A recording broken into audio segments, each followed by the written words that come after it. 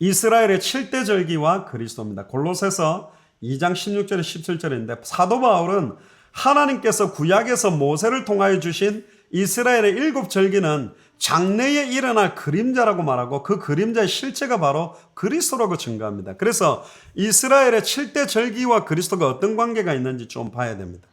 일단 7가지 절기가 뭐냐면 유월절, 무교절, 초실절, 오순절 이게 봄절기고요. 나팔절, 촉제절, 초막절, 수장절이 가을절기입니다. 그래서 각 절기의 의미를 보면 유월절은 애굽의 종되었던 이스라엘이 어린 양의 피 바르고 좌우 문설주와 임방에 바르고 완전히 해방받은 날을 기념하는 게 유월절이고, 두 번째 무교절은 유월절 그 다음 날부터 시작해서 7일 동안에 이제는 애굽을 나가야 되니까 모든 누룩을 제거한, 누룩이 들어가지 않는 떡을 먹으면서 빠져나갈 것을 급하게 준비하는 출애굽의 구원과 해방을 준비하고 있는 시간을 통틀어서 무교절이라고 그러고, 초실절은 유월절 이후에 첫 안식일 다음 날 보리를 수확해서 얻은 첫 열매를 제사장에게 가지고 가서 그 곡식을 막 제사장이 흔드는 요제, 그리고 번제, 소제, 전제와 함께 드리는 절기입니다. 반드시 곡식을 드리는 소제나 흔들어 드리는 요제도 번제와 함께 드려야 돼요. 피제사와 함께.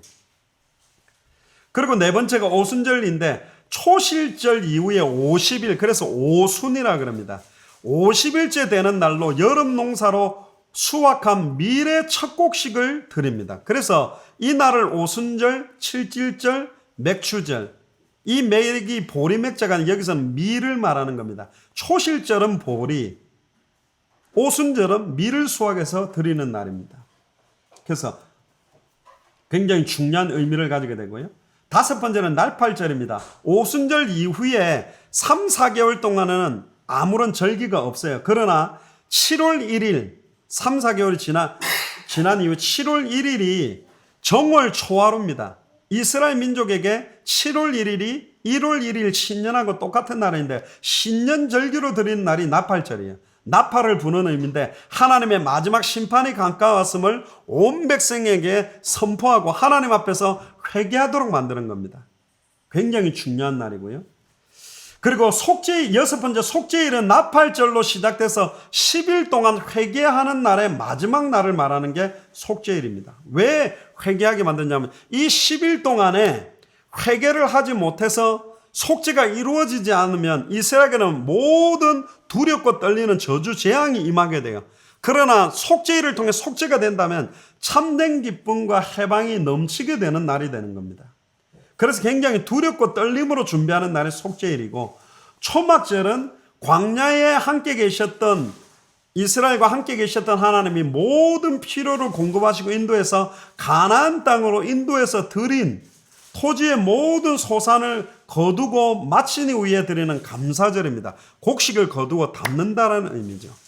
그래서 7절기 전체도 예수 그리스도와 당대 세계복마가 녹아져 있는 절기입니다. 조금 더 구체적으로 보면 유월절 어린 양의 피가 예수 그리스도예요. 누룩은 죄를 의미하기 때문에 누룩 없는 떡이 생명의 떡 예수 그리스도를 말하는 거예요.